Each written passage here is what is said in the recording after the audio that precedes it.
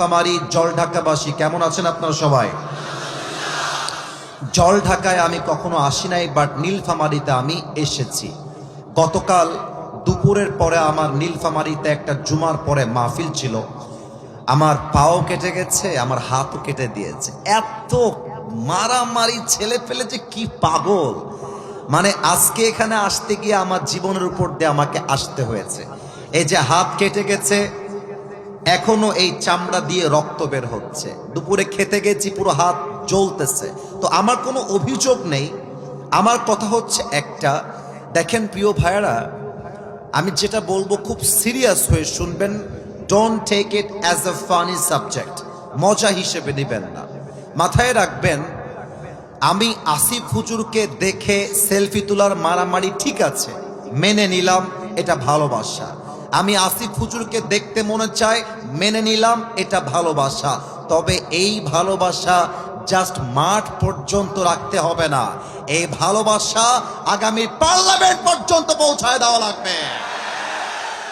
আমরা আমাদের ফেসবুকে পোস্টে ক্যাপশন লিখি, এটা কোরআনের ভালোবাসা, এটা ইসলামের ভালোবাসা, এটা আলেমদের প্রতি মানুষের ভালোবাসা। এই ভালোবাসা জাস্ট মাঠে রাখলে হবে না, আগামীতে ভোটের মাধ্যমে আল্লাহর জমিনে কোরআনের পার্লামেন্ট দিয়ে দেশ চালাতে হবে। আপনারা কি দ্বিমত না একমত? এবার আসুন আমি আমার কোরআনের দিকে চলে যাই। আমি ছোট্ট একটা কথা বলতে চাই, আশা করছি মুরব্বীরাও একমত হবেন, যুবকরাও একমত হবেন। দেখেন প্রিয় ভাইরা, নীলফামারী আমাদের জেলা, তবে আমাদের বিভাগ কিন্তু রংপুর। রংপুরকে নিয়ে একটা বক্তব্য আমি দিয়েছিলাম, এই 20-25 দিন হবে। তো দেখলাম 6-7 মিলিয়ন মানুষ এটাকে অ্যাপ্রিসিয়েট করেছে, পছন্দ করেছে। আমি ছোট্ট একটা কথা আমার সেই বয়ানে বলেছিলাম যে অনেকে আমাদের রংপুর বিভাগের দিকে চোখ তুলে বলে যে আমরা নাকি মফিজ, আমাদেরকে গালি দেয় মফিজ বলে। তো আমি তাদেরকে প্রতিবাদ করে বলেছিলাম, বেটা, এই মফিজরা না থাকলে দেশটা সেকেন্ড টাইম স্বাধীন হতে পারতো না আমার যুবক ভাইরা। এই মফিজরাই তাদের বুকের তাজা রক্ত দিয়ে প্রমাণ করেছে রংপুরের সন্তান একমাত্র আল্লাহকে ছাড়া দ্বিতীয় আর কাউকে তারা ভয় পায় না। আমার দিকে তাকান, দেখেন তো কিছু মনে পড়ে কিনা। এমন করে দুইটা হাত এক যুবক পেতে দিয়েছিল, যুবকটার নাম রংপুরের যুবক। আরে বুকের পাটাই তো আলাদা। আমার কথা একটা, বাতিলের সামনে মরলেও লাভ, বাঁচলেও লাভ। বাঁচলে গাজী, মরলে আমি শহীদ হয়ে মারা যাব। একবার তাকায় দেখেন পুরো মাঠ, আমার মনে হচ্ছে 90% যুবক দিয়ে ভরপুর হয়ে গিয়েছে। আমি এই নীলফামারীর মাটি নিয়ে আল্লাহর কাছে দোয়া করি, আল্লাহ যেন কবুল করে। পড়েন সবাই আমিন। আপনাদের বউ আছে কার কার, তারা একটু হাত তোলেন। বউ আছে? বউ আছে, আচ্ছা। আপনাদের বউ আছে, অনেকের বউ আছে, হাত নামান। আচ্ছা, এবার কপাল পোড়া যারা বউটো কেউ নাই, তারা একটু হাত তোলো সবাই। কপাল পোড়া। ক্যামেরাম্যান জলদি ফোকাস করো, কারো বউ নাই? আব্বা বোঝে না, আব্বা বোঝে না। আব্বা বলে নিজের পায়ে দাঁড়িয়ে বিয়ে কর, কিন্তু আব্বাকে বলতে চাই, আব্বা যান, নিজের পায়ে দাঁড়াবো ঠিক আছে, বাট আমাকে বিয়ে না দিলে আমার চরিত্র নষ্ট হয়ে যাবে। আর মেয়েদেরকে বলবো, প্রিয় বোনেরা, আমার বিয়ের সময় টাকা না দেখে চরিত্রবান যুবককে আপনার বিয়ে করতে হবে। আচ্ছা প্রিয় ভাইয়েরা, একটা প্রশ্ন আমাকে আজকে একজন করছিল, আমি ভাবছিলাম আসার সময় যেটা জবাব আজকের জলঢাকার মাহফিলে আমি দেওয়ার চেষ্টা করব। আমাকে একজন বলছে, আচ্ছা হুজুর, আপনারা যে মিডিয়ার সামনে খালি মাহফিলে চিৎকার দিয়ে বলেন আগামীর পার্লামেন্ট চলবে কোরআন দিয়ে, আগামীর পার্লামেন্ট চলবে কোরআন দিয়ে, আসলে আমি আপনার কাছে জানতে চাই যে পার্লামেন্টে কোরআন গেলে আসলে লাভটা কি হবে? আপনারা পার্লামেন্টে কোরআন কেন দেখতে চান? কোরআনের আইন কেন দেখতে চান? কোরআন যদি পার্লামেন্টে যায় এবং কোরআন দিয়ে আইন পাস হয়, কোরআনের প্রথম রাজনৈতিক নিয়ম হলো, কোরআনের প্রথম পার্লামেন্টের নিয়ম হলো, আল্লাহ তাআলা বলেছেন, আউযু বিল্লাহি মিনাশ শাইতানির রাজীম, ইন্নাল্লাহা ইয়া'মুরুকুম আন তুআদ্দুল আমানাতি ইলা আহলিহা ওয়া ইযা হাকামতুম বাইনান নাসি আন তাহকুমু বিল আদল। আল্লাহ বলছে যে যেটার যোগ্য, যার যেটা পাওনা তাকে সেটা বুঝিয়ে দাও, এবং যখন তোমরা বিচার করবে ইউ হ্যাভ টু জাজ উইথ জাস্টিস। তোমরা বিচার করবে ইনসাফপূর্ণ বিচার। এর বাস্তবিক উদাহরণ কি? আমি একটা বাস্তবিক এক্সাম্পল দিচ্ছি আমার এই স্টেজ থেকে। আমার বামে আমার প্রিয় ভাই বসে আছে। মনে করেন আমার ভাই হচ্ছেন একজন এমপির ছেলে, আর আমি আসিফ হুজুর হলাম একজন ভ্যান চালকের ছেলে কিংবা রিক্সাওয়ালার ছেলে। আমি রাস্তায় একজন মেয়েকে কথার কথা ইফটিজিং করলাম। আমার প্রিয় ভাই তিনি একজন এমপির ছেলে, তিনিও রাস্তায় কোনো একজন মেয়ের সঙ্গে ইফটিজিং করলেন। এখন আমার নামে থানায় মামলা হলো, এমপির ছেলে তার নামেও থানায় মামলা হলো। ইসলামের ইনসাফ মানে কি? কোরআনের ইনসাফ মানে কি?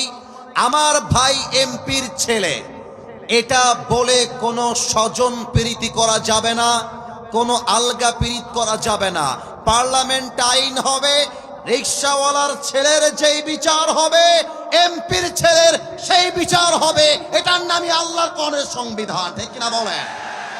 এবার আসেন আমার চোখে চোখ। Everyone look at my face. আজ আলোচনার বিষয় হচ্ছে মৃত্যু এবং মৃত্যুর জন্য প্রস্তুতি। এরা বলেছে, এরা বলতে ভয় পেয়েছে। আর একবার প্রস্তুতি বাঘের বাচ্চার মতো বলবেন মিয়া। আর একবার লাস্ট চান্স দিচ্ছি। আজ আলোচনার বিষয় হলো মৃত্যু এবং মৃত্যুর জন্য। মৃত্যু এবং মৃত্যুর জন্য। আচ্ছা, প্রথম কথা কোরআন থেকে বলতে চাই। সূরাত আলে ইমরানের 185 নম্বর আয়াত। আল্লাহ তাআলা বলছেন, কুল্লু নাফসিন যায়িকাতুল মাউত। Everybody has to take the test of death. প্রতিটা মানুষকেই আল্লাহ তাআলা মৃত্যুর স্বাদ গ্রহণ করাবে। এবার আমরা যাব 28 নম্বর পারা, সূরাতুল জুমার 8 নম্বর আয়াত। আল্লাহ তাআলা বলছেন, কুল ইন্নাল মাউতাল্লাযী তাফিররুনা মিনহু ফাইন্নাহু মুলাকীকুম। হে নবী, আপনি বলে দেন আপনার উম্মতরা কি মৃত্যু থেকে পালাতে চায় নাকি? অসম্ভব। যেথায় তুমি থাকো না কেন, যেমন করেই থাকো না কেন, মৃত্যু দিয়ে পাকড়াও করবে তোমাকে একজন। বলেন সবাই তিনি কে? এবার সবাই দুইটা চোখ 5 সেকেন্ডের জন্য বন্ধ করবেন সবাই। কিন্তু কেন করবেন তা আমি বলে দেই। আমরা অনেক কথা ভূমিকায় শুনেছি। এই মুহূর্তে চোখটা বন্ধ করে একদম নিজেকে ঠান্ডাভাবে স্থিরভাবে ভাববেন যে আপনি এই মুহূর্তে 3.5 হাত মাটির কবরে শুয়ে আছেন। জাস্ট ভাববেন। আপনি এখন ভাববেন আপনার সামনে মালাকুল মউত দাঁড়িয়ে আছে। 5টা সেকেন্ডের জন্য ভাববেন। একদম পিন পতন নীরবতা চাই। আমার চোখ বন্ধ, সকলেই আমার কথা অনুযায়ী প্লিজ চোখটা বন্ধ করেন সবাই। চোখ বন্ধ করার পরে মাথাটা নিচু করেন সবাই। ডানে যারা আছো চোখটা বন্ধ করো প্রিয় ভাইয়েরা আমার। আমি এর মাঝে পিন পতন নীরবতা ফিরে পেতে চাই। চোখ বন্ধ, মাথা নিচে। আমি 1 থেকে 5 গুনছি। আপনি জাস্ট এই 5 সেকেন্ডে ভাববেন আপনি 3.5 হাত মাটির কবরে সাদা কাফনের কাপড়ে প্যাকেট হয়ে পড়ে আছেন। 1, আস্তাগফিরুল্লাহ আস্তাগফিরুল্লাহ। 2, 3, আস্তাগফিরুল্লাহ আস্তাগফিরুল্লাহ আস্তাগফিরুল্লাহ। 4, 5। চোখ খোলেন, সোজা মাথা উঁচু করে আমার দিকে তাকান। জলঢাকার এই মাহফিলে যারা এখন এই মুহূর্তে আমার সামনে বসে আছেন, দাঁড়িয়ে আছেন, নিজে একটা প্রশ্ন করেন এই মুহূর্তে, আমি কি আমার জীবনে আজ পর্যন্ত এমন কোনো আমল করেছি যদি আমি এখন এই মুহূর্তে মারা যাই, আমার আমল নামায় কি এমন কোনো আমল আছে যে আমলের দ্বারা আমার কবরটা জান্নাতের বাগান হয়ে যাবে? যদি if the answer is yes, যদি মন বলে হ্যাঁ আমি তো এমন অনেক আমল করেছি যার দ্বারা আমার কবরটা জান্নাতের বাগান হয়ে যাবে, তবে আজকে আসিফ হুজুরের ওয়াজটা আপনার জন্য নয়। কিন্তু যদি আপনার মন বলে না আমি তো আমার জীবনে এমন কোনো আমল করি নাই যে আমলের দ্বারা আমার মৃত্যুর পরে সঙ্গে সঙ্গে জান্নাতের ফয়সালা হয়ে যাবে, তবে আমার কাছে আপনার প্রশ্ন এবং আপনাদের সকলের কাছে আমার প্রশ্ন, আপনি এখনো দাড়ি কাটেন কেন? আপনি এখনো সুদ খান কেন? আব্বাজান আপনি চায়ের দোকানে বসে বসে বিড়ি টানেন কেন? ও আমার প্রিয় বোন তুমি তোমার বোরকা টাইট ফিটিং পরো কেন? ও আমার বোন তুমি টিকটকে গিয়ে নেচে বেড়াও কেন? বলো সবাই, প্রশ্ন ঠিক আছে কিনা আমার? এবার আসেন আমরা একটা কথা বলে ফেলছি, অনেকে মাইন্ড করবেন তাও বলছি। অনেকে এখানে বসে আছেন, আমি যদি এই নেমে যাই স্টেজ থেকে গিয়ে পকেটটা চেক করে মোবাইল ফোনটা বের করি পকেট থেকে, রাগ করবেন না যুবক ভাইরা, আমি আপনাদেরকে অনেক ভালোবাসি আল্লাহর জন্য, আমি আপনাদের কল্যাণের জন্য বলছি। আমি অনেক ফোন চেক করলে দেখা যাবে অনেকের ফোনে এখন অনেক উলঙ্গ মেয়ের ভিডিও রাখা আছে। আমার মনে হয় অনেকের পকেট চেক করলে এখন ডালবিবির প্যাকেট খুঁজে পাওয়া যাবে।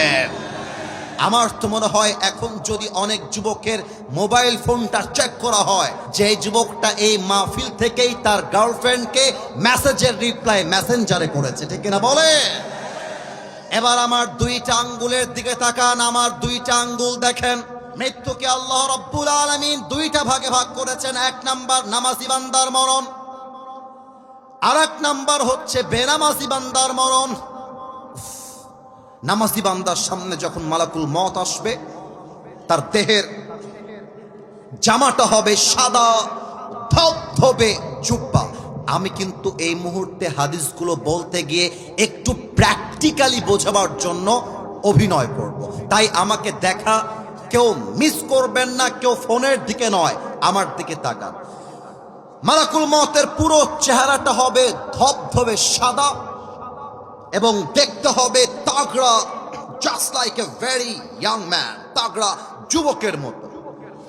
মালাকুল মত পা থাকবে জমিনে, মাথাটা এত উঁচু হবে দেখলে মনে হবে একজন সুদর্শন যুবক আমার সামনে দাঁড়িয়ে আছে। এটা হচ্ছে নামাজি বান্দার বেলায়। ডাক দিয়ে বলবে, ইয়া আইয়াতুহান নাফসুল মুতমাইন্না উখরুজি ইলা মাগফিরাতিল্লাহি ওয়া রিজওয়ানিহি। এই নামাজি বান্দা বের হয়ে আস। নামাজি বান্দা বলবে বের হব মানে আইনাল খুরুজ, জানা है तो कहां जाना है, मेरा आखिरी ठिकाना कहां पर है मुझे बताओ। আরে যাব কোথায়? এবার একটা হাদিসের অংশ বলবো, সুবহানাল্লাহ, যেন কারো মুখ থেকে আস্তে বের না হয়, আগে তর্জমাটা করে দেই। ইলা মাগফিরাতিল্লাহি ওয়া রিজওয়ানিহি। এই নামাজি বান্দা আসো আসো আসো, আরে আল্লাহর জান্নাত তো তোমার অপেক্ষায় বসে আছে। সুবহানাল্লাহ কইতে পারলেন না মিয়া? এবার একটু আমার হাতের দিকে তাকান তো, এইটা তো টিস্যু, সবাই জানেন, এটা সবাই জানেন, কিন্তু যারা দাঁড়িয়ে আছেন একটু চোখ দিবেন, আর বসে থাকা ভাইয়েরা একটু মনোযোগ দিবেন, একটু উত্তর দেন তো, এই টিস্যু কি গোল না চারকোনা? তো সঠিক উত্তর দিতে ভয় কিসের, গোল না চারকোনা? এবার আমার ডান হাতটা খুব খেয়াল করবেন। কাফাম মিন আকফানিল জান্নাহ ওয়া হানুত মিন হানুত। আমি এই হাদিসগুলো বললেন আমার কলিজা কাঁপে, আমার গায়ের পশম সবসময় দাঁড়িয়ে যায় যখনই বলি। এই একটা লাল রেশমি রুমালের চাদর আল্লাহ তাআলা জান্নাত থেকে দুনিয়াতে পাঠাবে শুধুমাত্র নামাজি বান্দার রুহুকে কবজ করে জান্নাত পর্যন্ত নেওয়ার জন্য। সুবহানাল্লাহ, আপনার উফ, রুহু যখন বের হবে মালাকুল মত ডান হাতটা দিয়ে রুহুটাকে রাখবে, প্যাকেট করবে, ইল্লিয়িন তথা নামাজি বান্দা রুহুকে নিয়ে জান্নাতের ঠিকানায় পৌঁছায় দিবে। সুবহানাল্লাহ। এবার আসেন বেনামাজি মৃত্যু কেমন হবে। এখানে অনেকে বসে আছে যারা ফজর, জোহর, আসর, মাগরিব, এশা একটা ওয়াক্ত নামাজ পড়ে নাই।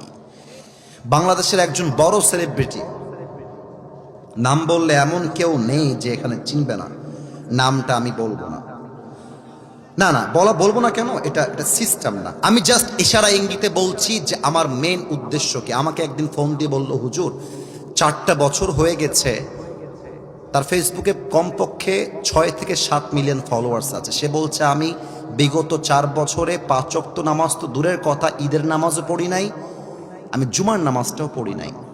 আমি শোনেন, আমি কারো গীবত করছি না, আমার কথাটা একটু বোঝেন। আমি যখন এই কথা শুনলাম না, আমার নিজের চোখেই পানি চলে আসছে। আল্লাহু আকবার। মানুষ যদি অন্ধকারে ডুবে থাকে, মানুষ কি এতই অন্ধকারে থাকতে পারে যে জুমার নামাজটাও পড়তে চায় না? ঈদের নামাজটাও নাকি পড়ে নাই, কাঁদতেছে আমার সামনে, ভিডিও কলে কাঁদতেছে আমার সাথে। বেনামাজির সামনে যখন মালাকুল মউত আসবে, তার গায়ের চামড়া রং হবে নীলাভ বর্ণের চামড়া, এই দুইটা চোখ হবে টকটকে লাল, পা থাকবে জমিনে, মাথা থাকবে আকাশ বরাবর, বিশাল লম্বা মাথা, আর দেহের পোশাক হবে কালো কুচ্ছি। বেনামাজি যখন মালাকুল মউতকে দেখবে, হাদিসে আসছে বেনামাজি থর থর থর থর করে কাঁপবে, থর থর করে। আর বেনামাজির দিকে মালাকুল মউত চিৎকার দিয়ে বলবে, ইয়া আইয়াতুহান নাফসুল খাবিসা উখরুজি ইলা গাযাবিল্লাহ, এই বেনামাজি বের হয়ে আয়। একটা ধমক দেওয়ার সাথে সাথে বেনামাজির চোখটা বড় হয়ে যাবে, এত বড় বড় চোখ করে তাকায় থাকবে, আর এই ডান পাশ দিয়ে সাদা সাদা ফেনা বের হওয়া শুরু হয়ে যাবে। যখন একটা ধমক খাবে না, আমি একটু পেছনে যাচ্ছি, একটু খেয়াল করবেন, রুহুটা এখান থেকে বের হবে ছিঁড়ে, মানে সহজে বের হবে না, ছিঁড়ে বের হবে। একবার ডান দিকে, বাম দিকে, পেছন দিকে দৌড়াতে থাকবে, পালাইতে থাকবে। এবার আমার বাম হাত সবাই দেখবেন, বেনামাজির দিকে মালাকুল মউত he will take his left hand just like step back, পেছনের দিকে নিয়ে বেনামাজির রুহের দিকে পেছন থেকে নিয়ে একটা আঘাত মারবে। রুহুটাকে যখন এমন করে ছিঁড়ে বের করবে, হাদিসে আসছে একটা জীবিত ছাগলকে যাবেহ না করে তার চামড়া কেউ যদি ব্লেড দিয়ে এমন করে ছিঁড়ে ফেলে, ওই ছাগলটার যেই পরিমাণ কষ্ট হয় তার চাইতে কমসে কম 70 গুণ বেশি কষ্ট দিয়ে বেনামাজির রুহুকে কবজ করা হবে। বলেন সবাই নাউজুবিল্লাহ। এই প্রিয় নীলফামারীবাসী, আমার দিকে তাকান তো। এই যে পাঞ্জাবি দেখতে পাচ্ছেন, এটা অনেক দামি পাঞ্জাবি, আমি যা বলছি বুঝবেন, অহংকার না। এই যে টুপি পাকিস্তান থেকে নিয়ে আসা, এই যে আমার ঘড়ি ব্র্যান্ডের ঘড়ি, চাদরটা ব্র্যান্ডের, এত চাকচিক্যময় জামা। আমি আজকে বসে বসে ভাবছিলাম, কিরে বাবা, এত দামি জামা, এত দামি পোশাক, এত দামি চাদর, এত দামি ঘড়ি, এত দামি টুপি, জাস্ট একটা ট্রাক এসে আমাকে ধাক্কা মারবে, রুহুটা বের হয়ে যাবে, দামি জামা সব খুলে, চাকচিক্যময় পোশাক সব খুলে আমাকে 3.5 হাত মাটির নিচে সাদা কাফনের কাপড়ে প্যাকেট করা হবে। এটার নামই তো দুনিয়ার জীবন, ঠিক কিনা বলে? রূপেরই গৌরবে সাজিয়াছো সাজ, সোনা দানা কত কি আর রাজকী পোশাক, যেদিন প্রাণ চলে যাবে সবই পড়ে রবে, প্রাণ চলে যাবে সবই পড়ে রবে, গায়ে দেবে মার কিনো থন রে মন আমার, কেন বাঁধো দালান ঘর। একটু গান তো আমার সাথে, মৃত্যুকে স্মরণ করে গান। একদিন মাটির ভেতরে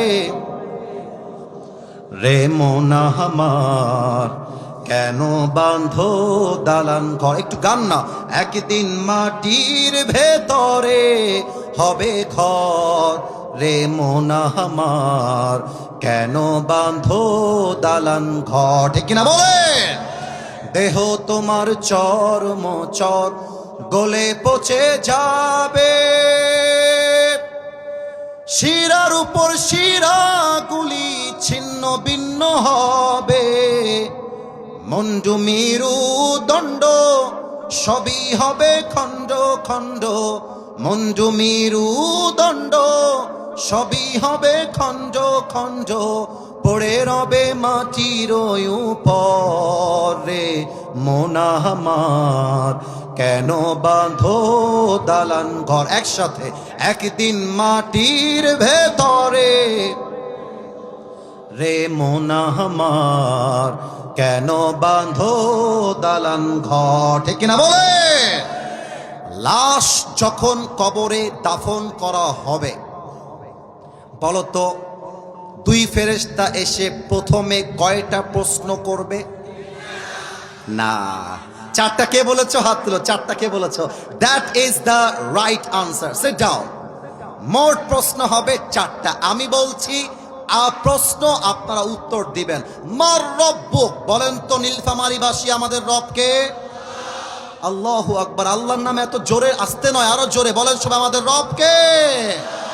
আল্লাহ আমার রব। এত আসতে কেন? আরেকবার, আল্লাহ আমার রব। দমে দমে তনু মনে তারি অনুভব, তোমার দুনিয়াতে আমি যেদিকে তাকাই, অথই নেয়ামতে ডুবে আছি সবাই। পাখ পাখালির কণ্ঠে শুনি তাসবিহ কল রব, তাসবিহ কল রব। আল্লাহ আমার রব, এই রবই আমার সব। বলেন সবাই রবকে। দুই নাম্বার প্রশ্ন, আতারিফু হাদার রাজুল, do you know this person, who is he? তুমি কি জানো এই ব্যক্তির নাম কি? সবাই বলতে পারবে না। আচ্ছা, আমার মুখে এটার নাম কি? এছাড়া ধরে ফেলেছে। আরেকবার, আরেকবার। এইটা যে দাড়ি আমি রেখেছি, আমাকে দেখে কি আনস্মার্ট লাগতেছে? আরো জোরে, খ্যাত লাগতেছে? কিছু মেয়ে দেখবা নবীর সুন্নাহের দাড়ি রাখলে গায়ের মধ্যে ওদের চুলকানি শুরু হয়ে যায়, জ্বালা পড়া শুরু হয়ে যায়। আমি আমার ওয়াজে গতকাল বলেছিলাম, নীলফামারীর মাটিতে যে মেয়ের দাড়িওয়ালা পছন্দ নয়, তার জন্য বিটিএস এর হিজরা ছাড়া সেকেন্ড কোন অপশন আমাদের কাছে নাই। আরে যেই মেয়ে আমাকে দাড়ির জন্য বিয়ে করতে চায় না, সে তো আমার বাড়ির বউ হওয়ার যোগ্যতাই রাখে না। আর যেই মেয়ে আমাকে দাড়ির জন্য বিয়ে করতে চায়, সেই তো আমার বাড়ির বউ হওয়ার যোগ্যতা রাখে, ঠিক কিনা বলো? অতএব একটা কথা বুঝাই দিয়ে যাই, আবার কবে দেখা হবে জানি না, অল্প সময় আমার কাছে আছে, একটু বুঝাই দিয়ে যাই। আপনার কালকে নীলফামারীর কলেজে পরীক্ষা আছে, কথার কথা এক্সাম্পল দিচ্ছি। আপনি বই বের করেছেন, প্রশ্ন পড়ছেন বাংলাদেশের রাজধানীর নাম কি? ঢাকা। ঢাকা ঢাকা ঢাকা। প্রশ্ন উত্তর মুখস্থ। বাংলাদেশের সবচাইতে বড় সমুদ্র সৈকত কোথায়? কোথায় কোথায়? কক্সবাজার। কক্সবাজার কক্সবাজার। মুখস্থ করে, ঠুটস্থ করে কলেজে গিয়েছেন এক্সাম দেওয়ার জন্য। কোয়েশ্চেন পেপার চলে আসছে, পেপারটা হাতে পেয়ে দেখছেন, ইয়ার জো मैंने पढ़ के आया हुआ है वही आ गया है। মানে আমি যা পড়ে এসেছিলাম তাই চলে এসেছে। এখন আপনি খুশি মনে ওই যে মুখস্থ, এই মজার জন্য বলি নাই, মেসেজটা বুঝে নেন। আপনি ব্রেন দিয়ে পড়েছেন বাংলাদেশের রাজধানীর নাম ক ঢাকা, খ বাংলাদেশের সবচেয়ে বড় সমুদ্র সৈকত কোথায়? উত্তর কক্সবাজার। ব্রেন দিয়ে উত্তর দিলেন। বাট কবরের প্রশ্নগুলো এমন হবে না আজীবন মুখস্থ করবেন, মার রব্বুক, আল্লাহ আল্লাহ আল্লাহ, কিন্তু কবরে যাওয়ার পরে ব্রেন দিয়ে কাজ হবে না। দুনিয়ার প্রশ্ন উত্তর হয় ব্রেন দিয়ে, আর কবরের প্রশ্ন উত্তর হয় ঈমান, আমল এবং চরিত্র দিয়ে। অতএব যারা মাঝে মাঝে বাউলদের পক্ষ নিয়ে কথা বলে যে বলতেই পারে, হতেই পারে, মারতে হবে কেন, এই হবে কেন, সেই হবে কেন। আমার কথা কি জানেন ভাই, আমি কোনো বিএনপির কথা বলছি না, আমি কোনো জামাতের কথা বলছি না, আমি কোনো চরমনারের কথা বলছি না। I am talking about on this matter just as a citizen of Bangladesh. আমি এই দেশের নাগরিক হয়ে বলছি, আমার সামনে আমার আল্লাহকে নিয়ে কেউ কটূক্তি করবে, আর ওই বেটা আমার সামনে থেকে মায়ের না খেয়ে ফেরত যাবে, এটা কষ্টের কালেও সম্ভব হতে পারে না। আমার বাপকে গালি দাও, আমি বরদাস্ত করব, মাকে দাও বরদাস্ত করব, বউকে দাও বরদাস্ত করব, সন্তানকে দাও সহ্য করব, বাট আমার আল্লাহর শানে, নবীর শানে একটা কথা বললে তোর জিহ্বা টান দিয়ে আমি ছেড়ে ফেলবো। আমি এখানে বিএনপি বুঝি না, আমি জামাত বুঝি না। আল্লাহর সাবজেক্ট আসলে সবাইকে ঐক্যবদ্ধ হয়ে প্রতিবাদের ঝড় তুলতে হবে, ঠিক কিনা বলেন? অতএব নবী আমার কে? আমরা বলবো মুহাম্মদুর রাসূলুল্লাহ সাল্লাল্লাহু আলাইহি ওয়াসাল্লাম। আর একটা প্রশ্ন তারপরে বলেই শেষ হয়ে যাবে, একটু গৌরব করে বলেন তো আমাদের ধর্মের নাম। আওয়াজটা ডানে আসে না, আরেকবার, আমাদের ধর্মের নাম। আমাদের ধর্মের নাম ইসলাম যদি বলতে চান, কোরআনটা জাস্ট মসজিদ নয়, আগেই বলেছিলাম পার্লামেন্ট পর্যন্ত যাওয়া লাগবে। অনেকে আমরা যখন বলি আল্লাহর জমিনে, আল্লাহর কোরআন দিয়ে আইন কায়েম করতে হবে। আমাদেরকে বলা হয় মৌলবাদ। আল্লামা সাঈদী বলে গিয়েছিলেন, মৌলবাদ বললে আমরা রাগ করি না, মৌল আসছে মূল থেকে। মূল মানে কোরআন, মূল মানে হাদিস, মূল মানে আল্লাহ তাআলা, মূল মানে হিজ লাস্ট মেসেঞ্জার মুহাম্মদ সাল্লাল্লাহু আলাইহি ওয়াসাল্লাম। তো যারা মৌলবাদী বলে গালি দাও, আমরা হলাম মূলবাদী। আমরা থাকি গাছের গোড়ায়, তোমরা থাকো গাছের আগায়। এবার সবার জবাব চাই, গাছের আগায় শক্তি বেশি না গোড়ায়? আরো জোরে, আগায় না গোড়ায়? অতএব আগায় আছো, চুপচাপ থাকো। বেশি বাড়াবাড়ি করলে 16 কোটি মানুষ মিলে একটা ঝাঁকুনি মারবে, মামুর বাড়ি দিল্লি গিয়ে পড়বা। দিল্লি গিয়েই তারা পড়েছে, ঠিক কিনা বলেন? এবার শেষ কথা বলেই দোয়ার দিকে যাব স্যারের পরে। 4 নাম্বার প্রশ্ন, ওয়ামা ইলমুক, what is the source of your knowledge? তুমি এতগুলো জ্ঞান শিখেছো কই থেকে? জ্ঞানের উৎস কোথায়? আমরা বলবো জ্ঞানের উৎস একটা কিতাব। কিতাবটার নাম? উত্তরটা আসতে হয়েছে, আর একবার, কিতাবটার নাম